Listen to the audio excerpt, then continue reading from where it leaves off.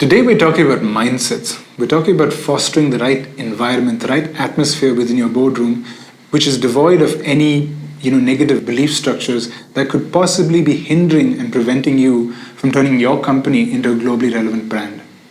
In the 11 years that this particular avatar of Lazaro has been around, we have interacted with a large number of brands, some of them being national players, some of them being local players, some of them well-funded, some of them bootstrapping their way up. And we've encountered dozens of such negative, belief structures which have scared us at times that they exist in the market. And we're definitely going to address all of these in podcasts to come. But on today's podcast, we're addressing just 4 of these negative structures that you need to go about weeding out of your company and making sure that they don't exist, so that you can create an atmosphere that enables you to really go ahead and create a globally relevant brand.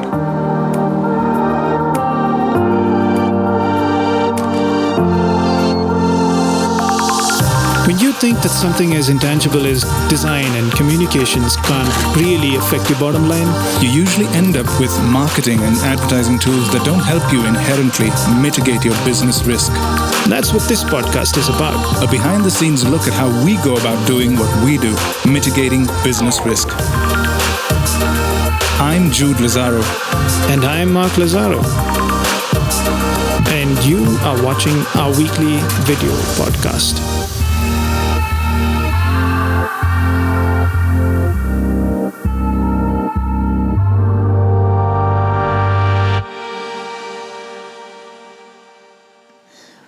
Oh, this is a meaty conversation. And I know specifically I know you've been annoyed by a lot of these things. Are they things? Are they negative? What are they? We're calling them negative belief structures. Another way of looking at these are regressive points of view. Yeah. And we have bumped into these in boardrooms. Now, I have just one clarification. When you say globally relevant brand, you're not talking about brands that are global, right? We're not talking about them. This podcast is meant for your startups, for your SMEs, for every brand in India who is not a global player, but exists in a world of global players. You're talking to anyone who's got a national or local presence. Exactly. Right? Yeah. That's who you're talking to. Yeah, so let's get back to where this entire topic, sprung from meetings that we've had, where we were suddenly presented by this extremely regressive point of view.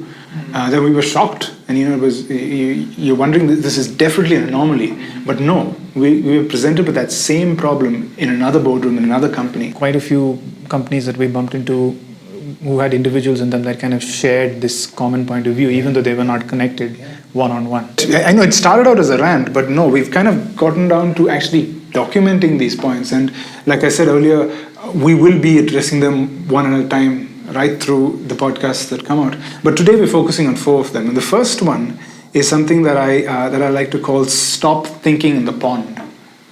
And, I'm playing on the idiom of, a big fish in a small pond. There is no pond. We don't have a pond. It's something virtual in your head. There is no separate playing ground for the global players and for the local players. There isn't. You have the same market, and the same market looks at you with the same set of rules. They don't have a separate set of rules for the global players and for the local players. They're not making the business level distinctions that you're making as a company. You may say that company is a $1 million company which is funded, and I'm not. How can you compare me? And your consumer does not care. They don't care. They are comparing you. They expect the same level of service, the same level of professionalism. We've had people say to us, no, but we're a local company and we don't have to be that professional. And we're shocked. There's a part of us saying, you're going to say I'm kidding, right? No, but they don't. They were actually seriously stating that. Remember the times when we were kids playing cricket on the streets? And there were always this... You mean the times that we got our asses whooped? Yeah. So there's always this one smart aleck in a street cricket game who's the guy who makes up rules. He says, if it bounces off the left wall, it's pitch, catch, right hand, out. And feels very happy about himself. And that's sort of playing in the pond, right? I'm not trying to diss, street cricket here, because the beauty of it is there's no audience. You are the audience and you are enjoying the game. Yeah. But if you were to do this on a national level, and you have a market look at you, they're not going to respect the fact that pitch catch one hand, left hand is out. It's not out. That's not the rule. You made up a rule. Yeah. We should make a. I like this in business. There is no pitch catch. You've made this ridiculous, but it's funny because it's so sad. It's true. Yeah, you can't. You walked in there, you've got on your jerseys on, you're going to play cricket, and then whack, and somebody catches it with two hands, and you go, Not out. not out. And you're like, according to who? And what you've done there is you've set yourself up to be a mediocre team purely because you said, hey, I got these bunch of rules that apply to me, and we're taking them out. Nobody cares. Yeah. So basically, the point is, don't set yourself up to be a mediocre brand. That's what you're doing when you come up with these, this fake sense of security because you created your own set of rules. You don't. You exist in a world where you have to be globally relevant, even if your product is not a global product. Playing with the same players. Yes, and you've got a market that's exposed, and a market that has one set of rules, and they're not going to give you any special treatment. Yeah. So that's the first one. I move on to the second one. Stop comparing yourself to only your closest competitor. We'll be in a meeting and they'll tell us so this guy is our competition and this guy is our competition. And then we look down and say, hey, what about this guy? And they say, no, they're not our competition. But they do exactly what you do. No, but they are much bigger than us. They're a national player and they're funded. How did that not make them your competition? Where did you suddenly, knock them off the cards? They should be your, red flagged on your competitor list. Yeah, you need to be, even if you consider yourself a small fry in comparison, you need to be making steps, you need to be making business moves, strategic moves that hit that guy, not your closest competition. Because any move that you make that's small-minded is going to have you swimming and still grappling with your next competitor, not breaking norms in your industry, not disrupting your industry. The only way to disrupt an industry is to hit the big guy and knock him off. I've got a whole bunch of companies in my head now which I'm ticking off who were sitting down at meetings with me and saying, yeah, this is the product we take to the market. I go, hey, hang on, there's a small little player who's doing that. Small. No, Exactly. Be very scared. Look up and down the food chain. Dude, look up and down the food chain. Who are you competing with above? Who are you competing with below? You know what? Let's take the hit here. People keep trying to put us in a bin. We say, okay, fair enough. We're from the creative industry. Yeah. Right? So brand, advertising, marketing, website, film, all of that aside, we're part of that industry. If we don't look down at what a freelancer is able to produce today, we're dead in the water. Absolutely. And freelancers are shaking up our industry. They're shaking up our industry. So there's a fight, there's a tussle, and that's how this innovation is moving along. So if we don't look down at a freelancer and take cognizance of the fact that he's building up and doing something that we should be aware of, you're dead. Yeah, moving on to the next point, which is something that, if you're talking about rant, this is something that's very close to my heart. The fact of stop blaming your customer. And this has various flavors. I'll get down to the first one, which is we've heard this multiple times. We need to look cheap so that our customers don't think we're expensive. Now that is wrong. Don't ever say that. Because you may be, company A offering a product for 10 rupees, or you may be company B offering a similar product for 100 rupees. It does not give you any right as company A to cheapen the experience you're giving your customer. If you have a problem where you think that customers are shying away from you thinking you're expensive, it's because you haven't communicated what your cost point is. That's your problem, not your customer. So stop blaming your customer. Yeah. Another flavor of this, pattern of blaming the customer is in doubting their intelligence. Don't underestimate your audience. We are no longer in a closed economy. People are exposed. At times, the people you're talking to are way more traveled than you are. And you don't know who you're dealing with. Never underestimate the customer. How many times have we heard, had this reaction where somebody goes through a script or an idea and says, oh, that's damn cool, but nobody will get it. And it's said in that manner, that immediate. Very funny. Nobody get it. Nobody get it. So do not doubt the intelligence of your audience, because what that does is immediately inhibits the ability for you to sound intelligent. Yeah. Because at any point in time that you want to put out an intelligent message or to demonstrate your intelligence, you'll say the audience won't get it. And you restrict yourself from sounding intelligent. Yeah. So it's counterproductive. You're stifling your ability to articulate. Absolutely. Which is the most important aspect of marketing and advertising. The other thing that I wanted to say was just assume that we wanted to walk out and buy a BMW right now. And on the way I said, hey, let's get a coffee. So I walk out to get a 150 rupee coffee. And then I walk into the Beamer showroom and I look at cars that start at 35 lakhs. Yeah. Even though I only parted with 150 bucks at destination 1 to company number 1, I am willing to part with 35 lakhs to BMW, and I expect the same experience. I'm not seeing a difference, because in my day, I went from here to there. Yeah. Who the hell cares what I'm paying you? The second thing that I'd like to talk about, which is sort of connected, is an unwritten rule where marketers and brands and companies have always held the responsibility of educating, of influencing, of affecting culture, of affecting trends, of being, a source of entertainment also, to some extent. Even if you think your market is not as intelligent as you think it is your responsibility to push that benchmark and to start getting them used to more and more intelligent content. It's not your job to dull down advertising any further. And if you go back to the dawn of advertising, if you look at certain brands that have affected culture, as it were, every December, I personally put up an effigy of a Coca-Cola mascot in my house, Santa Claus. Our vision of Santa Claus, just pass me that, got it open. Our visual, personification of Santa Claus is this merry man in a red suit in Coca-Cola's branding, with a bottle of Coke here, in fact, and the pot-bellied, rosy-cheeked man is Coca-Cola's invention. Yeah, he's an adaptation of St. Nicholas, I think, who wears green. Who wears green and is normally skinny, by the way. Yeah. Yeah, so it's the exact opposite. Yeah. But he's now our personification of Santa. Yeah. I guess another example of that is pretty similar to this is Kellogg's. I know that's something that's pretty close to you. Don't go there, man. Yeah, but Kellogg's and the ability for them to have implanted this thought of, breakfast is the most important meal of the day. That's just advertising jargon there. There is no scientific fact to prove that. And I'm a fitness freak, so that's why he brought this up and we should move back to... Yeah, but that's the power of advertising. That's what I was trying to make. Yeah, the reason that I'm annoyed with that is I keep meeting people who think that they have to eat these heavy breakfast meals and you don't. I mean, for some body types it's true and for some body types it's not. And see, I'm getting off. No, we will not do this. Yeah, so that kind of brings us to the fourth point that we're going to be discussing today. And that is something that I've named pretty drastically, but for a reason. Stop being racist. So let me explain myself there. The world is getting smaller and smaller, and as a community, we're turning into one global community. And it's happening. It may not be the truth now, but it's an eventuality. It's going to happen. If you look at other countries, the amount of races mixing in a particular country, even if you look at Bangalore today, if you walk out into our neighborhood itself, you'll see Iranians, you'll see Africans, you'll see Koreans, Americans, you have Britishers. So take radio channels. I know that more than 2 radio channels in Bangalore have an expat RJ who's hosting a primetime show. With a thick accent. With a thick accent. There's an American I know of, there are people with British accents, I don't know what their origin are. But why? Because the market has changed. We're a different bunch of people. We gel with what's happening on those particular, talk shows and those particular RJs. Our community as a cosmopolitan city, Bangalore itself, is no longer the Bangalore that it was 3 decades ago or 2 decades ago.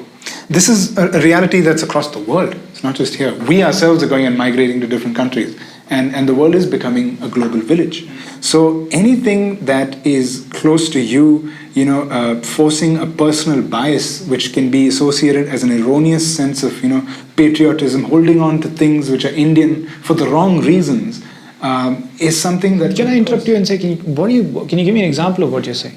Okay, I'll give you an example. About 10 years ago, when we bumped into a great voiceover artist who was in Bangalore, and we really loved his professionalism and the kind of product. He took direction very well.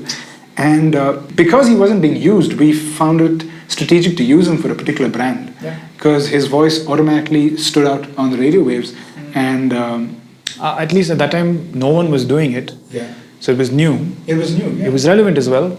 But I think the leveling off that we did was saying, hey, hang on, we're putting someone with a British accent on a radio channel in Bangalore that has an RJ that has an American accent. Yeah, and it was. We were going with the global platform that exists in the city, and it was well received.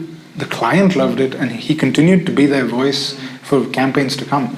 But there have been certain brands who come to us and said, "Why did you use a British voiceover for an Indian brand?" And yes, there's some level of patriotism there, but it's misplaced. You're not necessarily being racist to a person, right? It goes beyond that. You're being racist to your own company. Yeah. You're saying, I am not qualified to look and feel like my competitor who happens to be a global brand. Yeah, coming back to global brands, if we're talking about being globally relevant, Yeah. Meaning, yes, you're possibly a local player, you're probably never going to go global at all, but you still are competing in the same playing field, and you should be respecting those rules. And let's take a good example. When you think of Japanese companies, Yeah. and Japanese companies that have rocked the world in terms of shooken them up, Kawasaki. I've just pulled up a couple of these names here. So let's start with Kawasaki. This is how the word is pronounced. Kawasaki. Have you ever said that? Have you ever heard that in an ad? No. Yeah, let's go through a couple more. Mitsubishi. Can you even say that? Mitsubishi. Yeah. Okay. Now I'm being racist. Toyota. Oh wow, play that again. Toyota. Oh wow, that is so far away from anything. Yeah. But why? Because the Japanese are people who love and respect their culture. And when you meet them, you've got to be aware of certain things. But as a brand, they've known where to be globally relevant. They know where to draw the line, and they know the fact that some guy in Europe needs to pronounce this word, and he shouldn't be struggling with it. The other thing that I'm thinking about here is an interview. Now, memory's failing me because I'm just kind of pulling this out of my cranium. I remember watching Jeff talk, I think it was to Walt Mossberg, on the Recode platform, and he talks about how Amazon ported what they built in the US to China. And initially when they did that, it was a massive failure. And then he was asked about why did it fail? And he says, we went there, but we took exactly what we had built in the US and just ported it over. And that was our learning. So then I think Walt asks him, so flip this around. And I could have this wrong, and I'll confirm it in the show notes. So I think he tells Walt, the thing that we learned when we went to India was, he says, we adapted certain smaller, finer aspects of what we were doing and localized it. So he says, we didn't change the source code. We just fundamentally changed certain small aspects which kind of melted into India. And it worked for them. So this is a global phenomenon. Absolutely, because you're talking about a global player coming down and creating a product that suits a market. We're talking about the exact opposite, a local player going up and positioning himself as something global. Yeah. So you've got to be doing exactly the opposite. You need to start unifying language, you need to start unifying experiences, you need to start unifying expectations. And that's what today's podcast is all about. Mindsets that can enable you to think along these lines. I think you're illustrating the point through accent and through a strong word like racist. But like I was just saying, you're being racist about putting yourself in a bracket. You're not being racist against someone else. Yeah. You're doing it to yourself. You look stupid. That's, I think, the point that we're trying to make there. Excellent.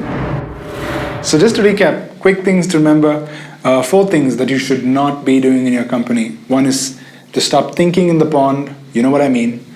2, stop comparing yourself to your closest competitor. Yeah, compare yourself up and down the food chain. Thirdly, stop blaming your customers. Always look at how you can solve problems and come across intelligent. 4th thing, stop being racist. You know what I mean. Okay? So we should conclude. Yeah, we should conclude. And I think the best place to conclude is this term, globally relevant brand. Why are we even talking about it? Why are you using the word relevant? Because we are poised as an economy at a very envious position in a world that is waiting to lap up products that we can give them. Mm-hmm. It is the ideal platform for us to launch globally relevant brands which can eventually be global brands. Yeah. So we need to reset our mindsets, and we need to get into a zone where we stop providing excuses and start thinking on our feet, start thinking differently, widen our horizons, and imagine that we are capable, even though in history has tried to put us down as a race, we are capable of rocking this world. No, true. India as an economy kind of was forced into skipping the Industrial Revolution. And we kind of were then thrust headlong into the knowledge economy. To be able to deal with this, yes, we're going to have to build our industry as well. And I can plug a video here, again, a phenomenal interview with an Indian correspondent, the a German ambassador to India, and they're talking about India and its relevance in a global market. From that point of view, I love what you're saying, because when you use the word Japanese, why does the word innovation or quality just pop up after that? Or if you use the word German, why does engineering pop up after that? I don't think government alone can cause something like that. It's the brands in those countries that are responsible for putting those words behind brand Germany or brand Japan. What word lands up behind the word India today? Apart from, I'm going to get kicked for this, mediocrity, they steal our jobs. Because we're doing a damn good job of it. Look at how much of corporate America we're running. Yeah. So from that point of view, the move that we're going to make as an economy, because we've got this head start against China in the global economy, we've spent 15 or 20 years now in the knowledge economy without having passed through the Industrial Revolution. And to move forward, the understanding of brand, the understanding of globally relevant, the understanding of how to build something that can work in multiple places, that can tune itself subtly and become local in various spots when it goes global, or even feel global purely in a local space. So you're a company that will never leave Bangalore, or you're a company that will never leave Coimbatore, or you're a company that will never leave Bhopal, but you're relevant there. So if I walk in, I go, wow, that was a great experience because it's globally relevant, right? It's slated that this year, India is going to spend somewhere close to 60,000 crores on advertising, and that's up about 10% from last year. I think last year, 2016, was about 55,000 crores on advertising. Here's where these numbers are a little weird though. That's 60,000. If you contrast it with what I think the Indian government said, that in 2015, 2016, there were 1.5 million, close to 15 lakh registered companies in the country, all of which can be relevant global brands. They have the power to be relevant global brands. The 60,000 crores that's going to be spent this year on advertising does not come from all of them. It comes from one small subset of them. And our industry, the advertising industry, is focusing on that small subset. The people that we are talking to are not in that small subset. We know you have your act together. We're talking to people that are outside of that sector. And here's kind of like a charter of responsibility that we have taken upon ourselves that we'd like to share with you. You are doing a fantastic job of delivering a quality product or service. But if you want to upgrade to being a brand, then the second charter of responsibility you're going to have to take upon and live with is the fact that it is your responsibility to solve bigger problems. It's your responsibility to change the way the market thinks. It's your responsibility to push back and move things around. It's your responsibility because it's the expectation of a globally relevant customer, because he's not comfortable with just the fact that you produce a great product. Yeah. He now wants to know what you're doing for the bigger picture. So what are we as Lazaro doing for the bigger picture? Well, what we're doing is this podcast. The reason that I said I want to talk not to the 1,000 or 2,000 top companies in the country who possibly supply the lion's share of that 60,000 crores of advertising is because they're fine. They're possibly doing their thing. They've got enough of our industry focused on them. This podcast is not for them. Even if it's delivering value to you, great. If you're following along, I thank you for your subscription. But it is the bedrock of this country, which is family businesses, and of course the onslaught of young people today who are going to start new companies. That's who we are talking to, and that's what this podcast is focused on. So as a company, that's the charter, that's the big picture that we're focused on. That's a great note to end this podcast on. So don't forget to subscribe, like this video, share it with people who would appreciate it, who would benefit from this. And like I always say, we want interaction. If you have something to say, if you have a point of view, if you want us to address a particular topic, please comment and we'll definitely respond. Yeah. Like one of the things that we're looking for is we've got a year's worth of shows planned, but we're more than happy to interrupt them with topics that somebody brings up that are worth, kind of convert. It's worth bumping one of our shows down the line to take that up, because then we'd start to build community around that. So if there's any topic that you want to throw into the mix, by all means do. We're all ears. Yeah. Okay. Adios.